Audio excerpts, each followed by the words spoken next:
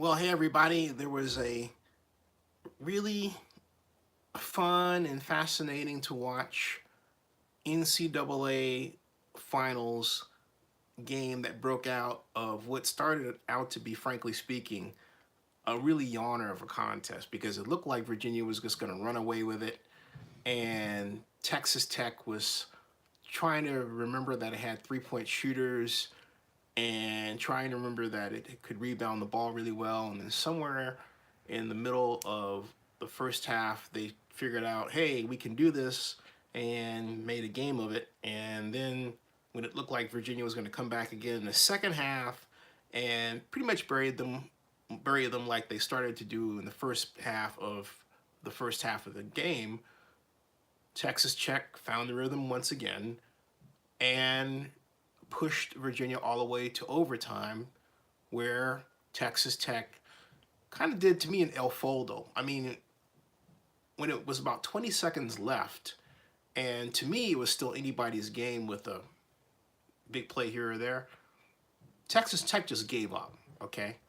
They just plain gave up like uncle. And you could see with about 7.8 seconds left, these guys were on the bench crying like, oh, you know, I don't want a team to quit on me with seconds left. I want them to believe down to the last millisecond they can win, even if the reality says otherwise. If you believe you can win, that belief is powerful and it makes things happen, okay? Now, having said all that, you would say I was rooting for Texas Tech, right? I didn't care. The only significance Texas Tech would have for me is Patrick Mahomes, who is the client of my friend, longtime friend Lee Steinberg, would have been ecstatic, as well as a longtime acquaintance of mine, Jody May, who at one point was a professional female bodybuilder, and now she's a trainer. She went to Texas Tech. Other than that, and the fact that I went to Texas Arlington as an undergrad, I got nothing. Hey, ML Scott, how you doing? Now, the one thing I do have is something I really have to just share with you because I thought it was off the chart hilarious myself. And what it was is simply that, look, it was hilarious that of all things, it just dawned on me, and it didn't dawn on me until I saw the Twitter trends. And even now, as I look at the worldwide Twitter trends, okay, it's not there anymore, but Charlottesville just jumped out. Charlottesville. And oh boy, the jokes flew. I mean, you had all these photographs of these guys that were white guys with tiki torches. Remember that? Who were storming Charlottesville last year, and I think I was skipping that last year, but the year before, and time flies. And then, of course, that was when Trump said there were very fine people on both sides and all that. That was last year. But you went from that to this. I mean, how crazy is the world? And I don't mean in a bad way, just in a good way. There's a message there. I'm not quite sure what that message is, but there's a message there. And so what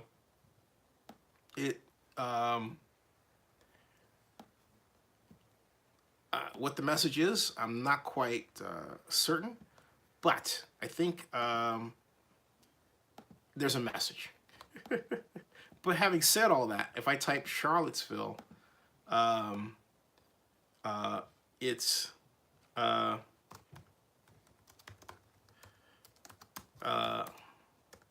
hold on a second, I'm typing something here.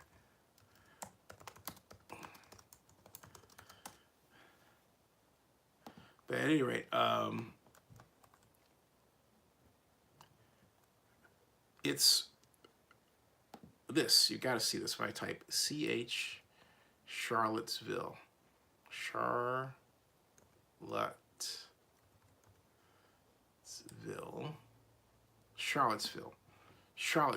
Okay, here we go.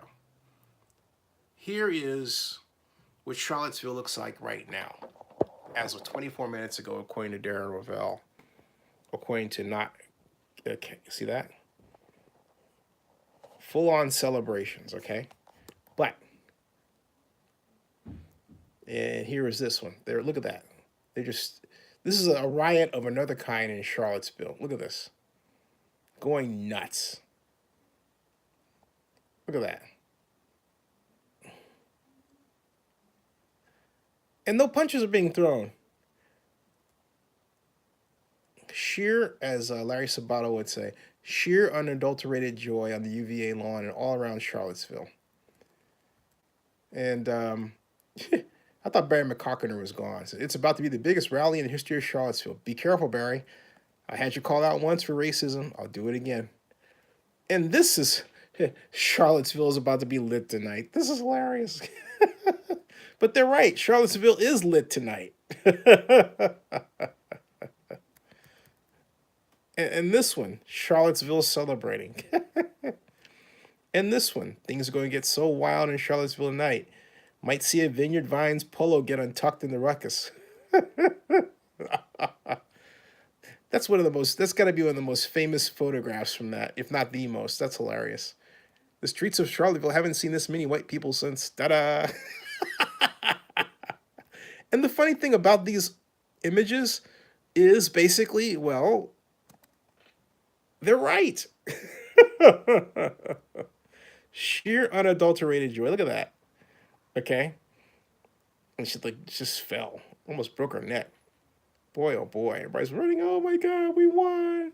We won. We won. We won. Oh my gosh. Okay, so you get the idea.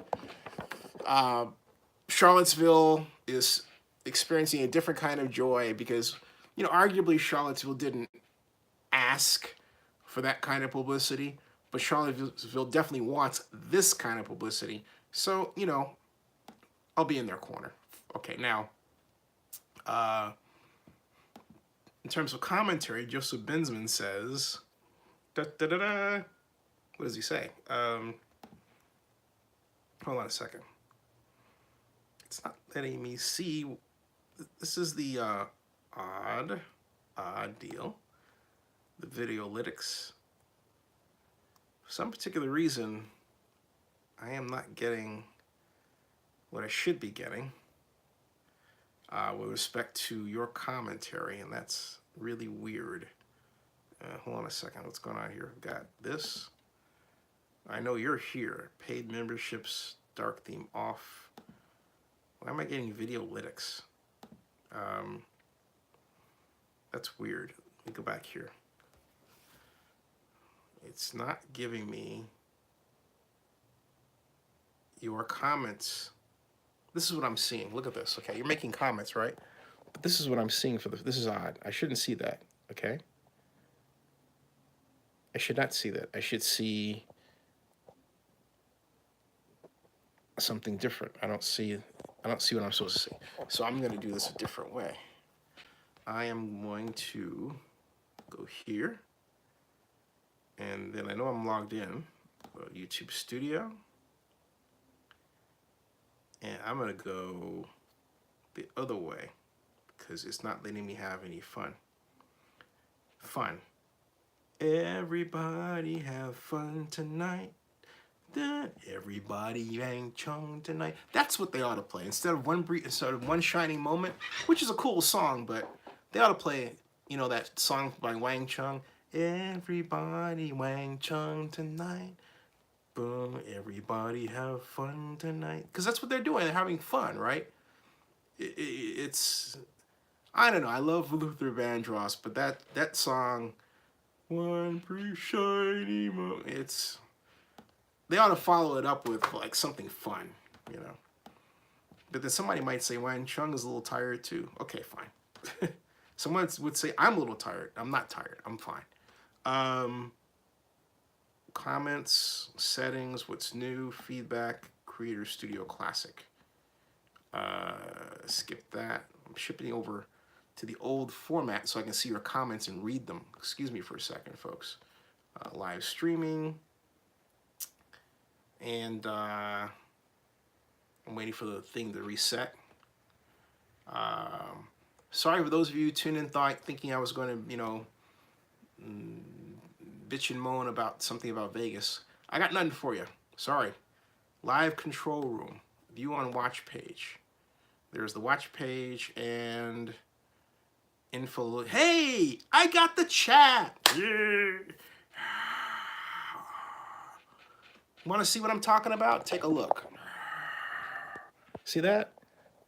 Ta-da! All right. All right. That's what I was supposed to get the first time, man. Doggone it. But you know what? I got skills. Okay. ML, how you doing? John Acala says, hello, I live in El Paso. Still only Texas team to win a national championship. That's wild. So you mean out of the... I know UT Arlington hasn't. I went to UTA. But Austin, University of Texas at Austin, never won a championship in basketball. Okay? Is that what you're saying? Because I know Texas has been national champion in football. I know that. Okay? Dexter says, John, wow. Joseph Bensman says, hey, Joseph, how you doing? My father and I both thought that at the end, Tech relied too much on Culver on offense. And that might have worked as it played out, but he shot on 3 on a key possession that missed. You know what I thought the problem was, Joseph? I thought that at the time, regardless of player, Texas Tech's players had open threes that they didn't take. They spent a great deal of time trying to figure out how to inbound the ball, and that wasted valuable seconds. To me, if you are being given the 3, and much of the game, their shooters were given the 3 to shoot, you take the shot, then play defense, get the turnover, get another shot. So I would say that Texas Tech wasted a good 50% of the game time just holding the ball, trying to figure out how to inbounds. When I say inbounds, that's an inappropriate statement. Trying to figure out how to get the ball in the post. Okay, they spent an inordinate amount of time doing that when they could have just simply taken the 3, forced Virginia's defense out to deal with them, and dictated the game that way, and then you got the back door from there, right? But they didn't do that. Having said all that, I'll say this, and I'm going to check the percentage right now. Virginia shot its lights out. I mean, it looks like they were hitting clutch shots when they should have and when they needed to. And you didn't see, it wasn't just a guy, it was a number of people. It was crazy how it seemed like when they would pull up to get a much needed shot, they get it, right? So I'm looking at now the statistics here for the game. Field goals for Virginia, well, 45.8% versus 42.9% for Texas Tech. Three-pointers, they were 45.8% versus 33.3% for Texas Tech, and Texas Tech was 10 of 30, okay? 10 of 30. Free throws, they had more free throws. So basically, Texas Tech missed the opportunity to get more turns at bat, if you will, or more shots off by trying to basically get the ball, push the ball into the paint. And when there were a number of times when it wasn't there, they would force it. And this particularly happened in the first half. They would force the ball into the paint only to realize a turnover. In fact, there were 3 consecutive trips down the lane, down the court, where that happened. It was annoying. It's like, God, what are you doing, dudes? Just look, get down there, shoot the 3, play defense. Get down there, shoot the 3, play defense. If I, which at this stage may never happen, had the opportunity to coach a basketball game or just lay out some plan, right? It would be this. Shoot 3s when possible. That would be it, okay? So, I gotta remark that first of all, tomorrow night, I want you to, for those of you who are reigning, I guess a number of you didn't want to stick around and talk about this. I understand that. But tomorrow I am starting early at 8 o'clock Pacific. Why? Because none other than Eric Metz is my special guest. And you would say, who is Eric Metz? Eric Metz was a famous sports agent in the NFL. One of his major clients was someone whose name you know, Jamarcus Russell. In all, Eric Metz had 34 clients that were picked up in the NFL draft first round, including the top 10 times. So he didn't stop practicing. He's going to talk about it. He said in a conversation where there are no limits, I can ask him anything.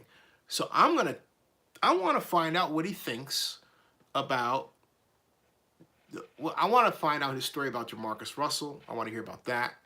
I want to hear about how the rookie wage scale impacted things, whether or not he thinks there's going to be a strike come the next collective bargaining turn, which is just about a year around the corner. Eric Metz will be here tomorrow night, 8 o'clock Pacific, which is 11 o'clock Eastern, okay? So that's Wednesday, all right? Wednesday. So then on, did I say Wednesday? Excuse me. Tuesday, that's Tuesday, all right? So that's going on Tuesday. Wednesday, whole new deal. Whole new day, whole new deal. All right, Wednesday, my special guest will be Steve Humphries. Steve Humphries, founder of the A11 Offense Football League. We're going to talk about the demise of the Alliance of American Football. Excuse me, I was about to say All American Football Alliance. But the Alliance of American Football, why it folded, and can a spring football league work today? You know, you would say, yeah, the XFL is coming. But what about that? How much life does it have? What does it take to establish a successful spring league in today's environment? And do you need the NFL's help? I'm going to talk to my longtime friend, Steve Humphries, about that. And then on Thursday, I'm going to talk to my even longer time friend, hey, how you doing? Frank Sapovitz right here. So you got Tuesday, Wednesday, Thursday. Eric Metz, Steve Humphries, Frank Sapovitz. Frank Sapovitz was, for about, I think, 10 years, the senior vice president of the National Football League in charge of the Super Bowl and the NFL draft. So his nickname was Mr. Super Bowl. He was the third person in NFL history to hold that title. The first was Don Weiss, then Jim Steig, then Frank Sapovitz. I'm very excited to have Frank on to talk about producing the Super Bowl, producing the NFL draft, what he's doing now with his company, Fast Traffic Events and Entertainment Consulting. And, you know, I want to ask him what he thinks about the NFL's moving the draft around, you know, how he likes that. And I'm really looking forward to this. I really am. It's something that Frank and I have talked about a long time. And it's finally gonna happen right here at Zenny62 on YouTube. Can't wait, man. I can't wait, all right? Raiders front. Let's talk Raiders, because the Raiders got some... The Raiders, you know what? Speaking of the AAF, the Oakland Raiders decided they would get new fast players from the AAF. Among them, wide receiver Demorne Pearson L. Think about that name. Demorne, that's his name. Demorne Pearson L. All right? Now you would say Demorne Pearson L. All right? What does that sound like? I'll give you a hint. Superman. Kal-El, remember that? Kal-El, Demorne Pearson L. Is that like, is he from Kryptonite? I mean, excuse me, from Krypton? Is he from the planet Krypton? But does that mean that kryptonite affects him? I'm wondering. I don't know. Joseph Binsman says this. He says, and I quote, didn't think the AAF would last, not a surprise. Doesn't give a good feeling for the second try of the XFL to come. We'll see, I guess. We're going to talk about that on Wednesday because Steve says, in our preliminary talk, he says that establishing a new league is highly capital intensive. He says, even if the players are $50,000 per person, it's still a lot of money per player. You've got to establish training camp, pay for that, pay for the facility. He's going to lay out all of the costs, and he's actually posting something that's kind of is a piece of information. I don't want to give it away, but I'll release the information during the show that's going to help you and I really get a clear picture understanding of what it takes to establish a football league in the modern era. Joseph says, have you noticed some NFL teams have signed AAF players? Interesting. Yeah, Raiders, and that's exactly what I was getting at. Pearsonell, according to the Raiders, enters his first season with the team, having most recently been with the Salt Lake Stallions. How about that for a name? In the American Alliance Football League. Before joining the AAF, Pearsonell spent time with the Washington Redskins after being signed by the club as an undrafted free agent following the 2018 NFL Draft, and also had a short stint with the Montreal Alouettes of the Canadian Football League. In his short stint with the Stallions, the 5'9", 195-pound wide receiver recorded 36 receptions for 414 yards and 11.5-yard average, and 1 touchdown. Pearsonell's receptions and receiving yards both led the team through 8 games. He's from Alexandria, Virginia. He played 4 seasons at Nebraska, 2014 to 2017. He appeared in 43 games and recorded 100 receptions for 1,309 yards, 13.1-yard average, and allowed 11 touchdown receptions. He also rushed 26 times for 67 yards. As a senior, he recorded career highs, 45 receptions, 623 yards, 5 touchdowns, and his reception and receiving yards both finished third on the team, while his 5 receiving scores ranked second. So, what does this all mean? What does it all spell? Slot receiver. Slot receiver. The Raiders are receiver rich, and this is a different team because as I think about the roster now for the Oakland Raiders, and I haven't gone through and really done this precisely to confirm what I'm about to tell you, but it looks to me like the Raiders are completely different this year. I believe they're now at a point where they have pretty much turned their team over, okay? Because I'm about to go through the roster right now and just take a gander at things, all right? You've got, let's see here, the roster. Alec Barrett's new, defensive end. Saheed Blacknall, wide receiver, Penn State. Antonio Brown, of course, is new. Boy, what a meltdown, Antonio Brown. Maybe I should switch and talk about that. But Trent Brown, tackle. Vontez Burfict, linebacker, new. James Butler, running back, new. Jason Kaliba, Derek Carr, existing. Derek Carrier, new. Clayton Collins, linebacker, new. Garen Conley, existing. James Cowser, Isaiah Kroll, new. Rashard Davis. I mean, if you go through here, just clicking off these names, this is Mike Glennon. A totally new offensive team. You have some returning players on defense, but I haven't calculated it yet. But I would say just eyeballing it, it feels like 40% of this team is new, and I think that's a bad thing myself. And it feels like more of the same. In other words, and John Akala is right. He says Antonio Brown needs to stop. But it feels like more of the same with the Raiders. It feels like I've said this before and I'll say it again, that they're rushing to field this team that finds lightning in a bottle and racks off this string of wins on the way to playoffs and then the Super Bowl.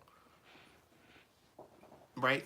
That's how it feels. It's like, okay, we didn't get that formula right last year, so let's try this whole new formula this year.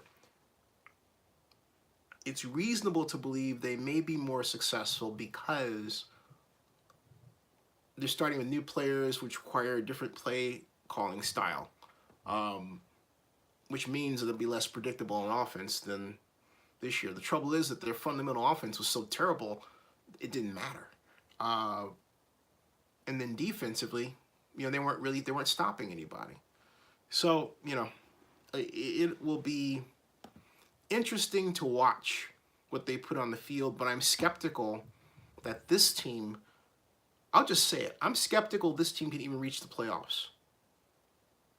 Because it feels so Frankensteinish. All right? I really would love for the Raiders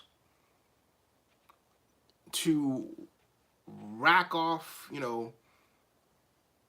13 wins, march through the playoffs, head down to Miami, win the Super Bowl, bring the trophy back to Oakland. That'll be outstanding. But I don't feel like this is the right formula. I don't believe this formula. Now, you would say, Zinni, we haven't got to the draft yet, and I would say you're correct. But there's a core that I would feel comfortable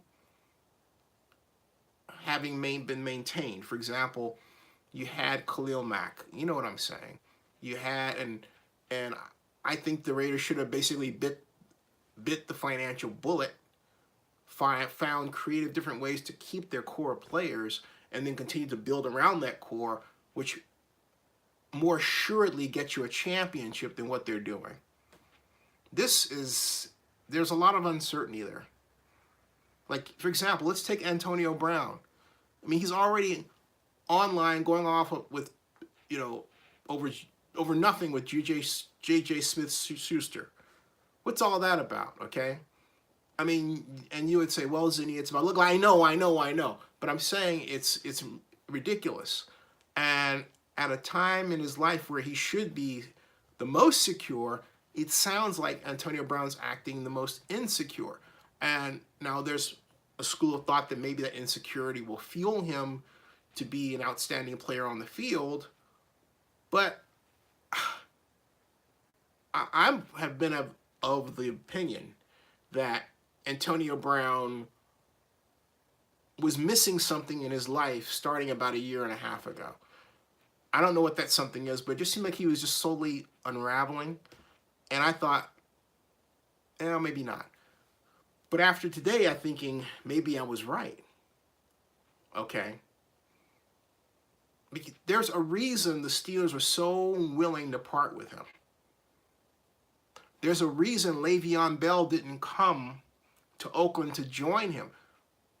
It seemed like a logical conclusion, right? Hey, Le'Veon Bell's coming, right? Not happening. Something wrong there. Something really wrong there. Hey, folks, this is what I'm going to do because of the lateness of the NCAA finals. I'm going to stop this.